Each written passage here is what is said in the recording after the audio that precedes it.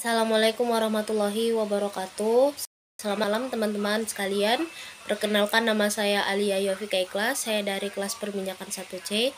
Baik, pada malam hari ini saya akan menyampaikan sebuah materi yang berjudul pengaruh enhanced oil terhadap reservoir minyak dan peningkatan potensi minyak Indonesia. Oke, sebelum masuk ke inti materi, sebelumnya saya ingin menegaskan bahwa ini merupakan tugas mata kuliah Bahasa Indonesia, dan saya harap semoga teman-teman bisa meluangkan waktunya untuk mendengar dan memperhatikan presentasi saya. Terima kasih. Teman-teman, sebelum kita masuk ke inti pembahasan, kita harus mengetahui terlebih dahulu dari setiap variabel yang sudah saya jabarkan sebelumnya. Baik, kita mulai variabel pertama, yaitu Enhanced Oil Recovery atau disebut EOR. Jadi EOR adalah salah satu metode ekstraksi minyak dari sumber yang tidak dimiliki atau tidak ditemukan pada reservoir tradisional. Biasanya EOR ini digunakan untuk mengekstraksi minyak yang telah diproduksi dalam waktu yang lama dan tidak bisa diperoleh kembali dengan metode primer ataupun sekunder. Metode EOR ini juga bisa menyebabkan perubahan loh teman-teman. Perubahannya ini biasanya dialami oleh reservoir, seperti ada perubahan komposisi, rasio mobilitas air dan minyak, kemudian adanya perubahan batuan struktur daripada fluida. Teman-teman, seperti yang kita ketahui, metode EOR ini sendiri memiliki beberapa jenis metode lain. Salah satu metodenya itu thermal flooding atau penginjeksian air panas, kemudian adanya miscible gas flooding, itu seperti pelarutan gas hidrokarbon, CO2, N2, gas hidrokarbon, dan campuran gas alam. Kemudian adanya chemical flooding. Nah, chemical flooding ini teman-teman, dia melibatkan adanya polimer, surfaktan, serta zat lain seperti alkalin dan lain sebagainya. Jadi teman-teman, seperti yang kita ketahui, kalau kita menggunakan metode primary atau secondary, ini bisa menyebabkan adanya produksi daripada minyak itu sendiri tidak dilakukan secara optimal. Makanya dengan metode EOR ini sebagai proses lanjutan, metode inilah yang menjadikan minyak itu menjadi optimal dalam proses pemproduksiannya. Jadi bisa dikatakan EOR atau Enhanced Oil Recovery ini adalah proses lanjutan dari metode primary dan secondary. Metode EOR ini juga bisa dipergunakan dalam meningkatkan hasil produksi minyak dari proses-proses sebelumnya dan bisa meningkatkan produksi minyak sebesar 50% loh teman-teman. Jadi ini adalah metode EOR dan prinsip kerjanya. Jadi bisa dikatakan EOR atau Enhanced Oil Recovery ini salah satu metode dari membebaskan minyak dari perangkap reservoir loh teman-teman. Beberapa metode EOR yang digunakan itu ada thermal recovery atau injeksi atau pemulihan thermal. Pada pemulihan thermal ini metode yang digunakan dengan cara memanaskan minyak mentah dalam formasi untuk mengurangi viskositas atau kekentalan dan menguapkan sebagian dari minyak hingga menurunkan rasio dari mobilitas minyak itu sendiri loh teman-teman. Selain itu, peningkatan panas juga dapat mengurangi tegangan permukaan dan meningkatkan permeabilitas daripada minyak itu sendiri. EOR dengan tipe thermal recovery ini pertama kali diterapkan di negara Venezuela pada tahun 1960. Yang kedua ada metode gas miscible atau miscible gas. Gas miscible biasanya digunakan sebagai metode tersier atau metode terakhir karena pemulihannya biasanya melibatkan penginjeksian gas alam, nitrogen, atau karbon dioksida ke dalam reservoir. Nah, gas-gas yang diinjeksikan ini bisa mendorong minyak melalui reservoir atau akan ikut larut bersama ke dalam minyak sehingga menurunkan viskositas atau kekentalan dan dapat meningkatkan aliran daripada minyak itu sendiri. Teman-teman, kita beralih ke variabel ketiga yaitu reservoir minyak. Reservoir, seperti yang kita ketahui, reservoir adalah sebuah wadah atau tempat untuk menampung sesuatu, entah menampung minyak ataupun menampung air. Nah, tapi kali ini kita kan materinya kan tentang perminyakan. Nah, jadi reservoir ini digunakan sebagai alat penampung atau alat sebagai wadah untuk menahan minyak. Nah, biasanya bentuk daripada reservoir ini berupa air bersih atau minyak dan gas alam. Walaupun sama-sama wujudnya itu cair, media penampung sangat berbeda. Kalau pada minyak, Karakteristiknya itu reservoirnya itu cenderung lebih berpori dan biasanya berupa batuan. Dan biasanya batuannya itu tembus akan fluida atau memiliki sifat permeable di bawah permukaan tanah pada kedalaman tertentu sebagai tempat terakumulasinya minyak bumi dan gas bumi. Jadi teman-teman bisa dikatakan bahwa reservoir minyak itu adalah suatu jebakan bagi minyak itu sendiri. Bentuknya itu seperti batuan yang berpori-pori dan memiliki sifat-sifat fisik pada batuan seperti permeabilitas, wettabilitas, porositas, serta memiliki sifat kompresibilitas. Satu syarat dari reservoir minyak ini menurut Muhammad Anshori, reservoir minyak ini harus mempunyai kemampuan dalam menyimpan serta mengalirkan fluida yang terkandung di dalam reservoir minyak itu sendiri. Kandungannya itu berupa batuan pasir, batuan karbonat, dan shale yang umumnya digunakan atau merupakan bagian dari reservoir yang memiliki besaran atau nilai atau sifat-sifat fisik yang sama seperti adanya porositas, wettabilitas atau tekanan kapiler, saturasi fluida, permeabilitas, dan kompresibilitas. Kita beralih ke variabel terakhir atau variabel ketiga, yaitu peningkatan produksi minyak Indonesia.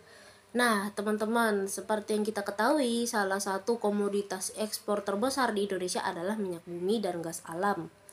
Jadi, minyak bumi ini menjadi salah satu sumber daya alam yang digunakan atau dimanfaatkan untuk meningkatkan pertumbuhan ekonomi bagi Indonesia.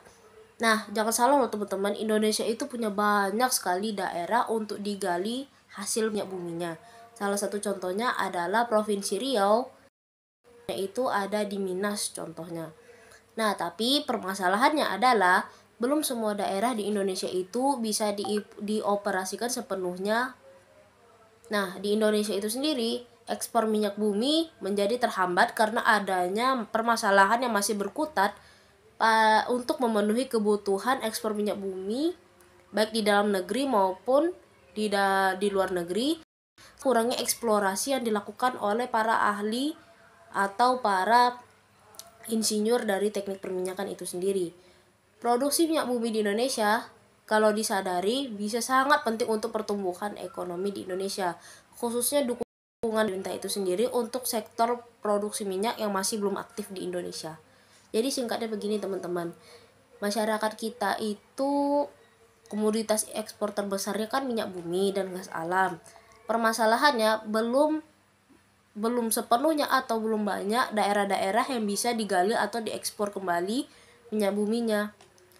Ada beberapa faktor lain yang bisa menyebabkan terhambatnya eksplorasi dari minyak bumi itu sendiri. Jadi bisa dikatakan seperti itu secara singkat. Cukup disayangkan ya teman-teman,